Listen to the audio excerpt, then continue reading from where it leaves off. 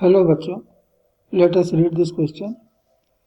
In the rectangle shown in the figure, the sides have length 5 cm and 15 cm and charge Q1 equal to minus 5.0 microcoulomb and Q2 equal to plus 2.0 microcoulomb.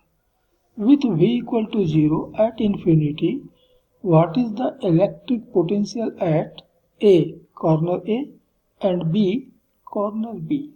And third part of the question C, how much work is required to move a charge inside the rectangle but not on a diagonal? तो इस question के लिए जो की concept है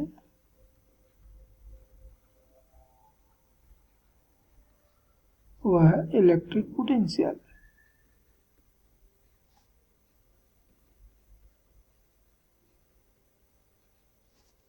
तो इस question में हमें कुछ डेटा दिए हुए हैं, इसमें से है चार्ज Q1, ये -5, ये माइक्रोकुलाम में है अर्थात 10⁻⁻⁶ कुलाम।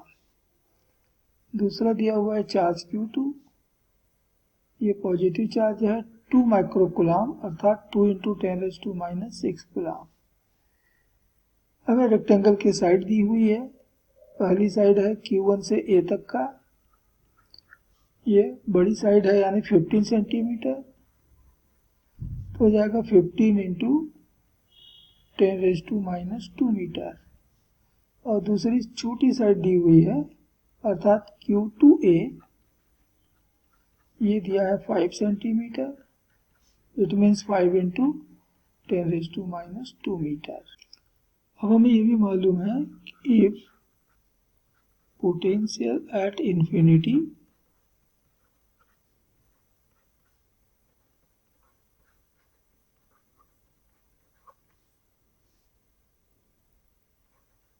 इज 0,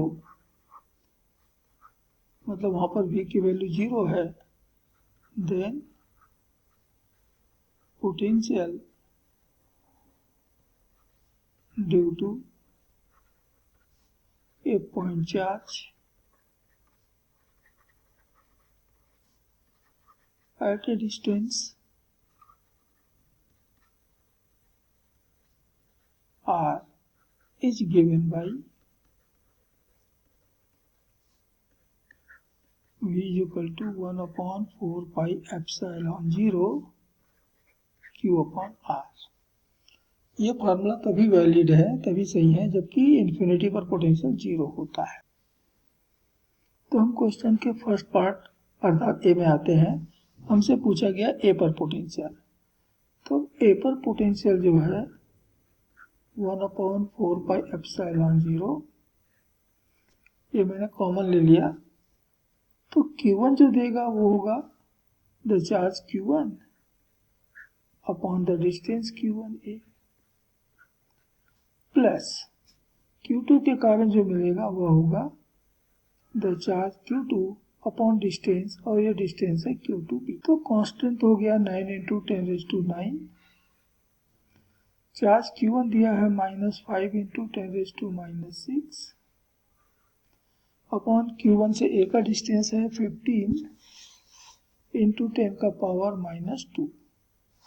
Q2 दिया है 2 × 10⁻⁶, और Q2 से B का डिस्टेंस है 5 × 10⁻² मीटर में। तो 10⁻² से कैंसिल किया तो यहाँ बच गया 4, यहाँ भी कैंसिल किया तो बच गया यहाँ पर, तो 9 × 10⁹ और 10⁻⁴ को मैंने लिया कॉमन, एलसीएम ले लिया 15,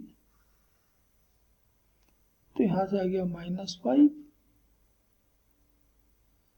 और यहाँ से मिल गया +6। 3 से कैंसिल किया तो 3 × 9, 3 टाइम्स कैंसिल हुआ और ये 5 टाइम्स। तो पोटेंशियल मिल रहा है 3/5 × 10⁵ अर्थात 0.6 × 10⁵ वोल्ट। ये है दिए गए चार्जेस के कारण ए पर प्रोड्यूस होने वाला पोटेंशियल 0.6 × 10⁵ वोल्ट या कहें तो 6 into 10⁴ volt. So it is answer of the first part of this question. तो अब हम क्वेश्चन के सेकंड पार्ट अर्थात बी में आते हैं, जहां पर कि बी का पोटेंशियल पूछा है। तो बी का पोटेंशियल बिल्कुल वैसे ही कैलकुलेट करेंगे, 1/4πε0 द कांस्टेंट। पहला चार्ज Q1 और Q1 से बी का डिस्टेंस, प्लस दूसरा चार्ज है Q2 और Q2 से बी का डिस्टेंस। कांस्टेंट हो गया 9 into 10⁹, Q1 -5 into 10⁻⁻6, और Q1 से B का डिस्टेंस ये Q2 से A के डिस्टेंस के बराबर होगा, अर्थात 5 into 10⁻² मीटर, प्लस Q2 हो गया 2 into 10⁶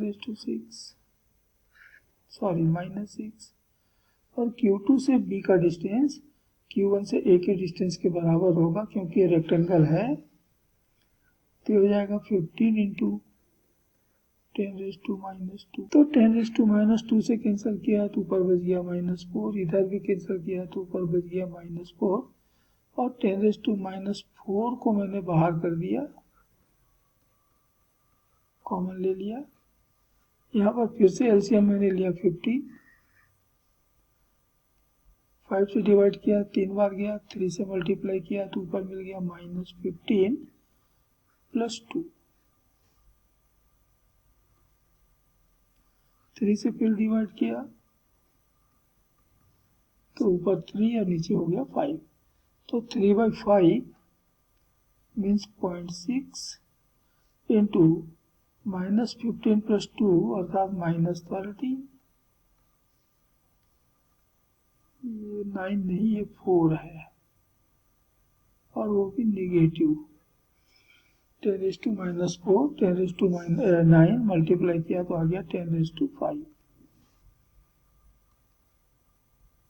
तो हमको मिल गया -7.8 into 10⁵ वोल्ट के बराबर। तो बी का पोटेंशियल हमको निगेटिव मिल रहा है। क्वेश्चन के थर्ड पार्ट सी में पूछता है, how much work is required to move a charge inside the rectangle but not along and not on a diagonal. तो हम कोई एक चार्ज मान लेते हैं Q को हम A से चल करके B तक ले जाना चाहते हैं, लेकिन क्वेश्चन कहता है कि डायगोनली नहीं जाना है, कोई और रास्ते से जाना है। तो हम कोई भी एक जिगजैग पाथ से भी जा सकते हैं। हम इस तरह से जा रहे हैं A से B। तो इस पूरे प्रोसेस में वर्क कितना होगा? तो work done in moving a charge, मान लीजिए Q from point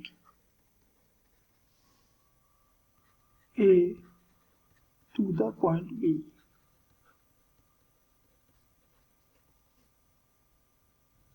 W ये बराबर होगा द चार्ज, मान लिया कि Q अपॉन पोटेंशियल डिफरेंस, और पोटेंशियल डिफरेंस होगा potential of the final point that is B minus potential of the initial point that is A। बिल्कुल ऐसे ही सिमिलरली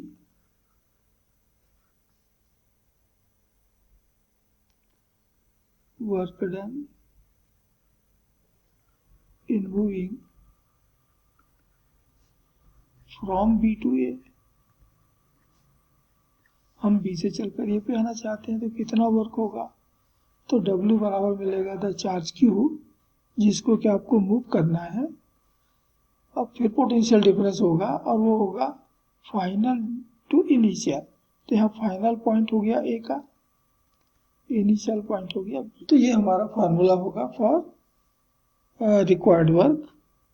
तो इसमें A की पोटेंशियल, B की पोटेंशियल हमको मालूम है, हमें कितना चार्ज ले जाना है यदि हमको क्वेश्चन में मिल जाए तो हम रख करके, और कहाँ से कहाँ ले जाना है ये भी हमको बता दिया जाए तो हम दोनों ऊपर में से कोई भी एक फार्मूले का यूज करके वो वर्क कैलकुलेट कर सकते हैं। And therefore this is answer of the third part of the question. तो ये रहे इस क्वेश्चन के final answers. Hope you understood it well. Best of luck.